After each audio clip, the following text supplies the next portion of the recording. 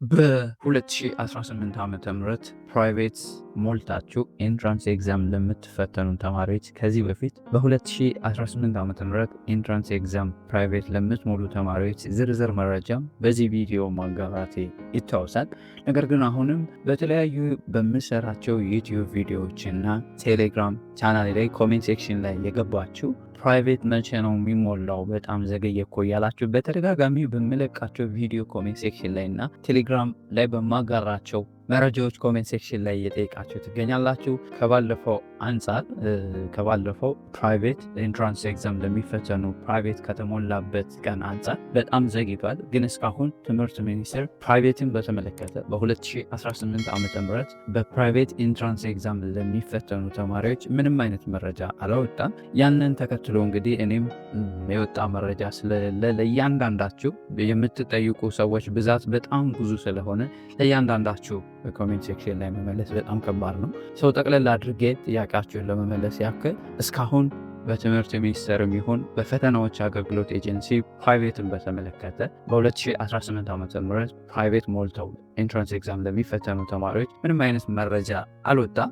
ይህንን ተከትሎ መረጃው እስኪወጣ ድረስ በትዕግስት እንድትጠባበቁ ሪከመንድ አደርጋችኋለሁ። እኛም እንግዲህ ከዚህ በፊት የተለያዩ መረጃዎችን እንደምናጋራችሁ ሁሉ ትምህርት ሚኒስቴር ፕራይቬትን በተመለከተ መረጃ ሲወጣ በፍጥነት በቴሌግራም ቻናላችንም በዩቲዩብ ቻናላችንም መረጃውን በፍጥነት ሼር የምናደርጋችሁ ይሆናል። ነገር ግን ፕራይቬት ለምትፈተኑ ተማሪዎች በሙሉ እንግዲህ እስካሁን ምንም አይነት መረጃ የለም። ነገር ግን ስለ ፕራይቬት ዝርዝር መረጃ ማወቅ የምትፈልጉ ከሆነ ከዚህ በፊት የሰራሁላችሁን ቪዲዮ ይህንን ቪዲዮ ብታዩት ሪከመንድ አደርጋችኋለሁ። እስከዛ ሙሉ ፕራይቬትን በተመለከተ መረጃ ስላለ ይህን ብታዩት ሪከመንድ አደርጋችኋለሁ። እንግዲህ መረጃው ሲወጣ አይሆፕ በዚህ በጥር ወር ወይም በዚህ በያዝነው ወር በቅርቡ የፕራይቬት የምትሞሉበት ጊዜ ይፋ ይደረጋል ብለን እንጠብቃለን። ምክንያቱም አንጻራዊ ከባለፈው ዓመት ስናየው በጣም ዘግይቷል። በዚህ ወር በቅርቡ ይፋ ይደረጋል ብለን እናስባለን።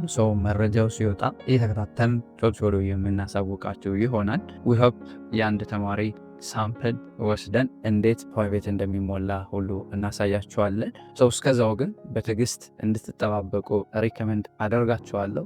ልክ እንደዚህ አይነት ጠቃሚ መረጃዎች እና የተለያዩ ኤዱኬሽናል ቲፖች በየጊዜው እንዲደርሳችሁ ለዚህ ዩቲዩብ ቻናል አዲስ የሆናችሁ ሰብስክራይብ በማድረግ ቤተሰብ የሆኑ ፋሚሊ የሆናችሁ ደግሞ ቪዲዮ ለሌሎች እንዲደርስ ላይክ፣ ሼር በማድረግ ተባበሩን። መጠየቅ የምትፈልጉት ነገር ካለ አስተያየት ካላችሁ ደግሞ ኮሜንት ሴክሽን ላይ አስቀምጡልን። በሌላ ጠቃሚ ቪዲዮ እስክንገናኝ ለሀገራችን ሰላም፣ ፍቅር፣ አንድነት ይስጠን። ፒስ